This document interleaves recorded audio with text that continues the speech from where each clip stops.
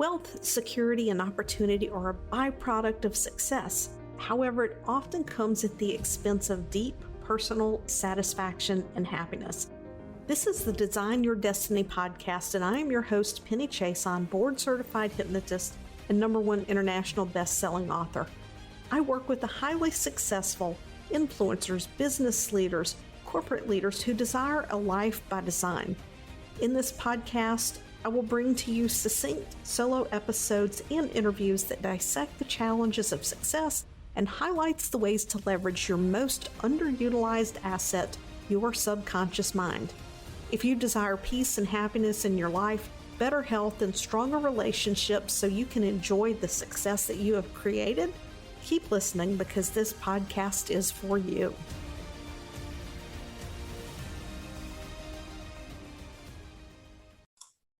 Have you ever wondered if you should do hypnosis or coaching?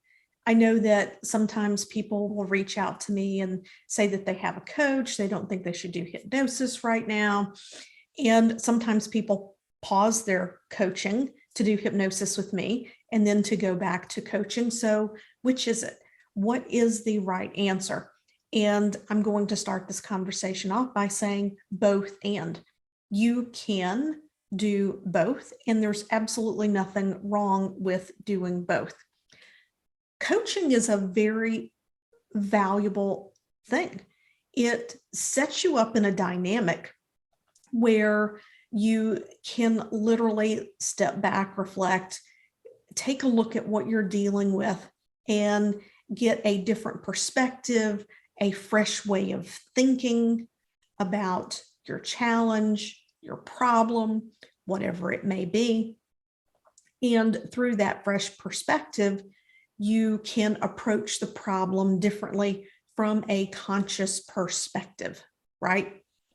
However, I would encourage you to think about what could be fueling the problem subconsciously.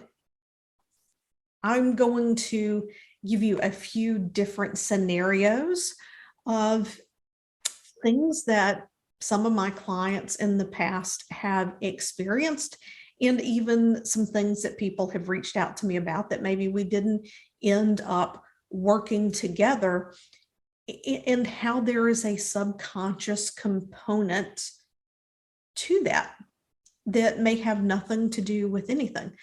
So I want to start with one example, and you're going to think this has nothing to do with business. This has nothing to do with entrepreneurship, but I'm going to show you how 100% it does.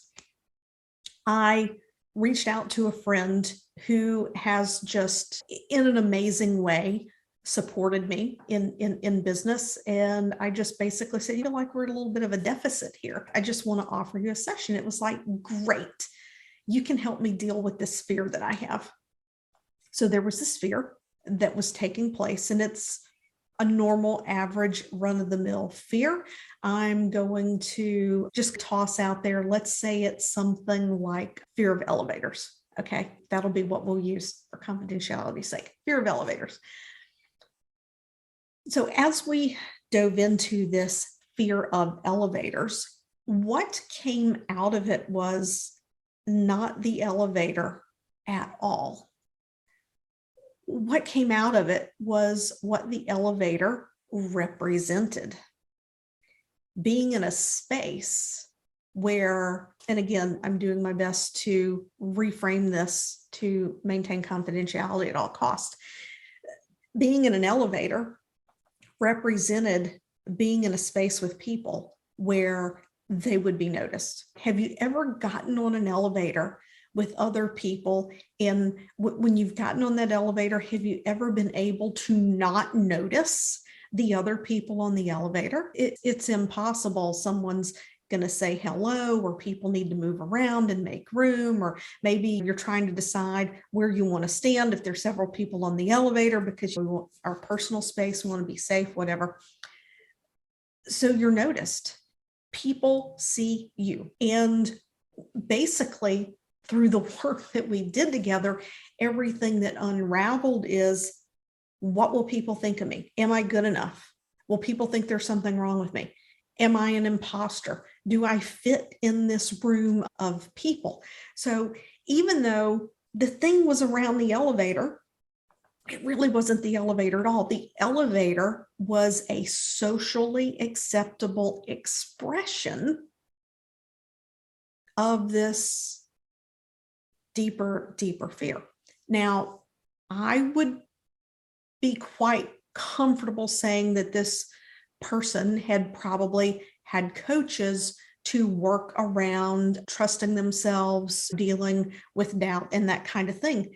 But these were some really deep-seated beliefs and stories going on there that it was coming out as couldn't get on an elevator. And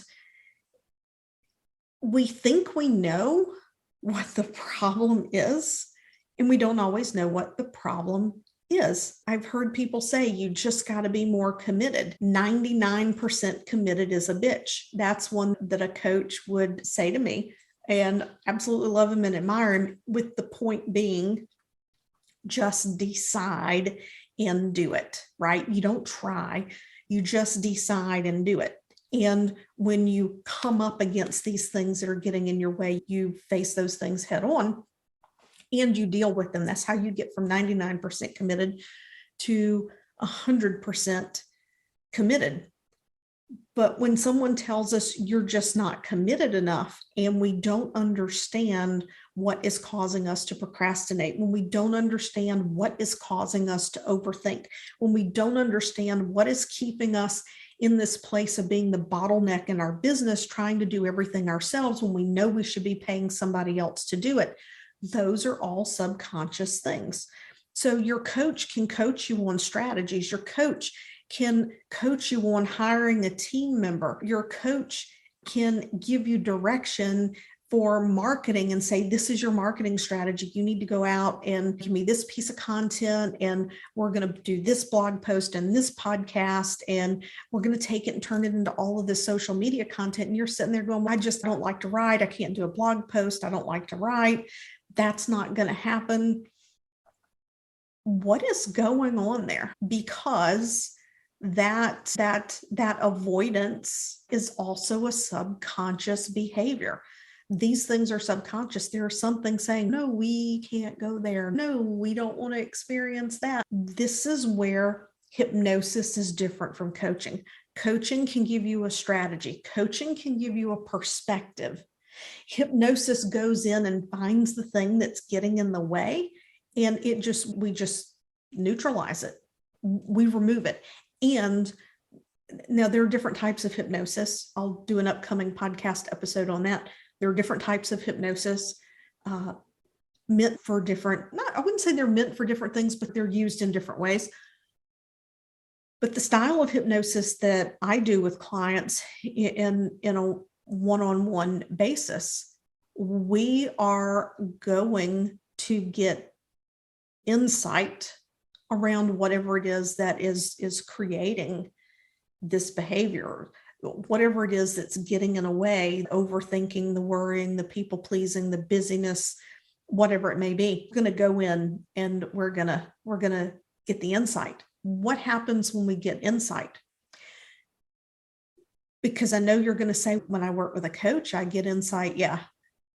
However, with hypnosis, we get insight back at where the root of the belief started, right? We want to get rid of that emotional resonance. If you're into frequency, if you're into resonance, you know that if you have a tuning fork at 528 hertz and you have another tuning fork a foot away at 528 hertz, and you tap one tuning fork very firmly, the other tuning fork is going to vibrate because they are on the same frequency.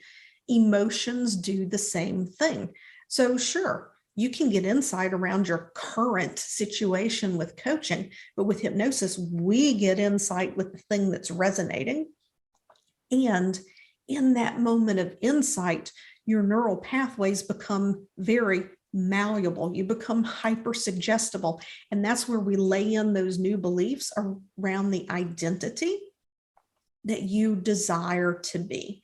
That's where that comes in. People, it's pretty much agreed upon in terms of neuroplasticity that once you have a neural pathway and that neural pathway has been well traveled, neurons that fire together, wire together, those neural pathways don't go away.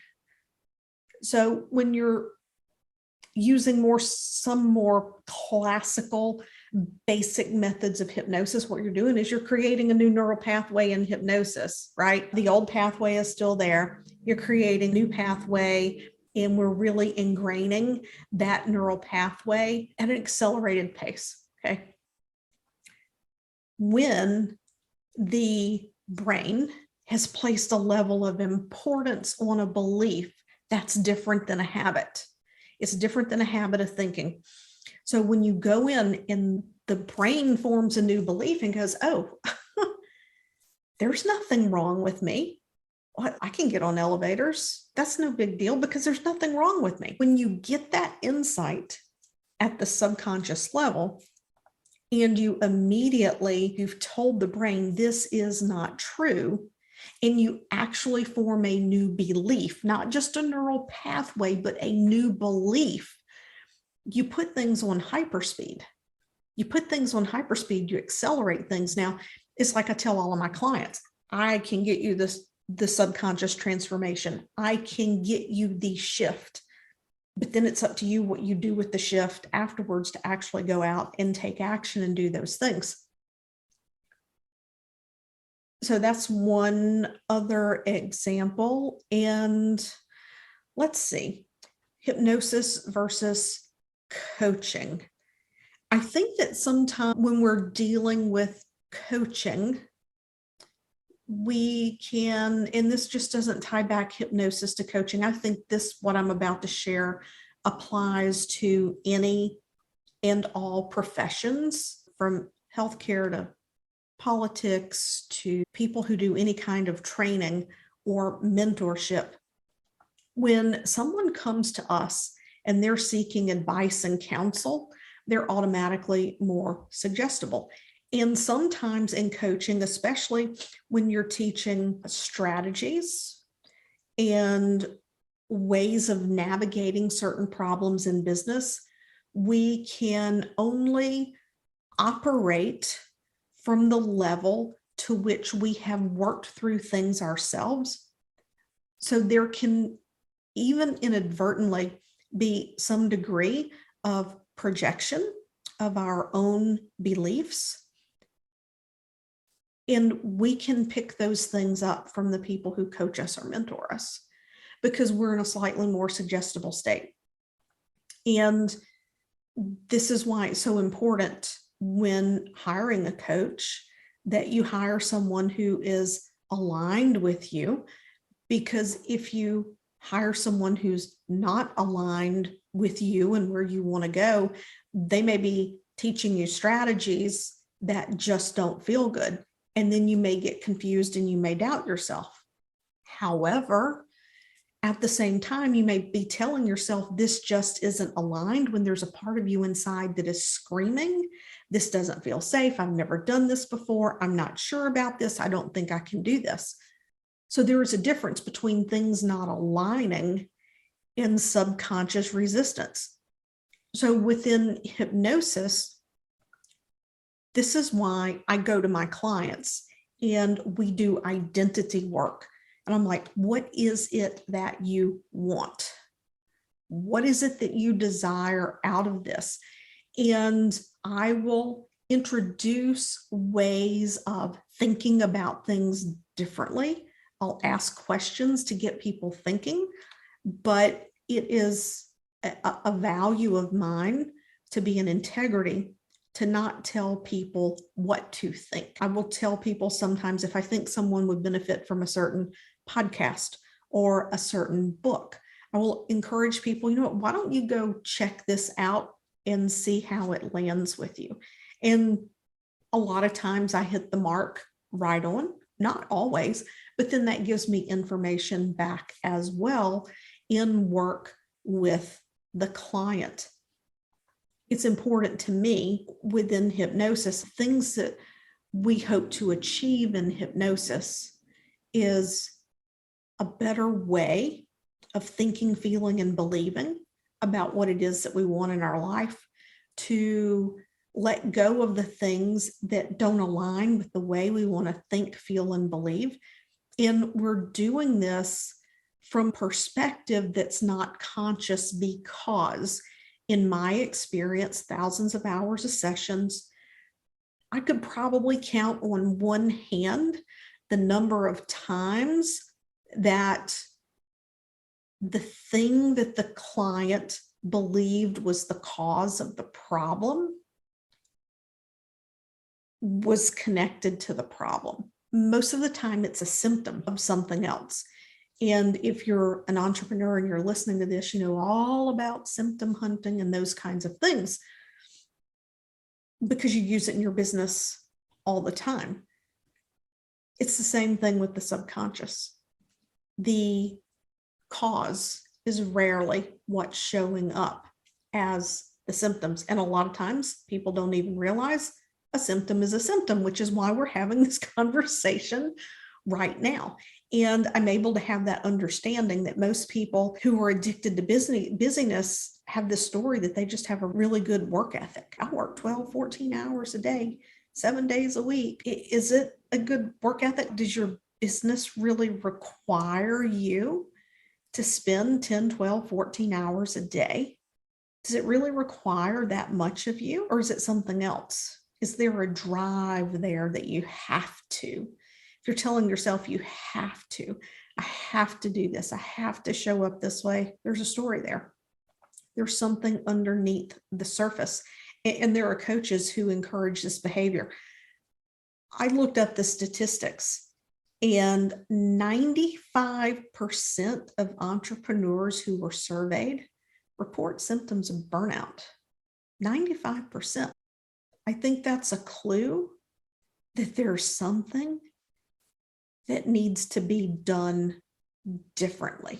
We've got to stop thinking about mindset in entrepreneurship differently. We've got to stop thinking about fear in entrepreneurship differently. We've got to redefine, and this is already happening. I don't have to do it. It's already happening and it's unfolding. And I'm here to hold your hand and help you get to the other side of this, this idea that success means that you have to show up in your business a certain way. It's falling apart. It's falling apart. And I look forward to the day that this entire paradigm that you have to struggle, that you have to be hugely competitive, and I think a lot of it's false competition, that you have to be in this space of fighting for your life in your business. I'll be glad when that's gone, because there are healthier ways to grow a successful business. That doesn't mean that there aren't times where you have to work more than you would like to work. It doesn't mean that there aren't times where for a short period of time, you may find yourself in a project where maybe you have to work 7 days a week for the short term.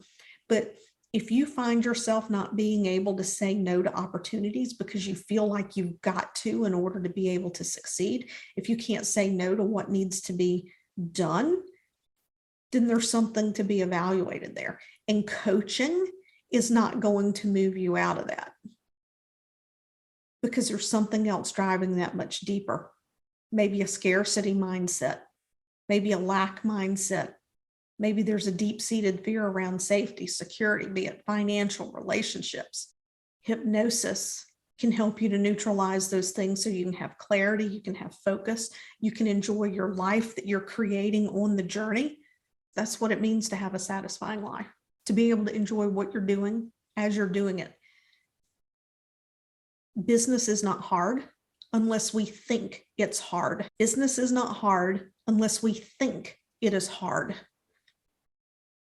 That word creates all kinds of chemical release in the brain, which then fuels your thinking, which then fuels your inner critic, which then fuels the beliefs and the behaviors that cause you to get frustrated and you're repeating the same things over and over. It's a cycle. It's a cycle. If there's somewhere you want to go in your business and you want to get there faster, if there's somewhere you want to get in your personal life and you want to get there faster, if you want to be satisfied in your life, if you want to be satisfied in your business, and you don't want to sit here and buy into the idea that it takes years to accomplish that, or that you have to live with it forever, then I want you to reach out to me. Let's have a call together. Let's do your identity blueprint. Let's do your identity blueprint. And then if there's gaps there that you want to address, and I feel like I can help you and you're interested in working with me, then I'm more than happy to share what that looks like. There'll be a link below. You can use that link and schedule your call. I'll be back next week.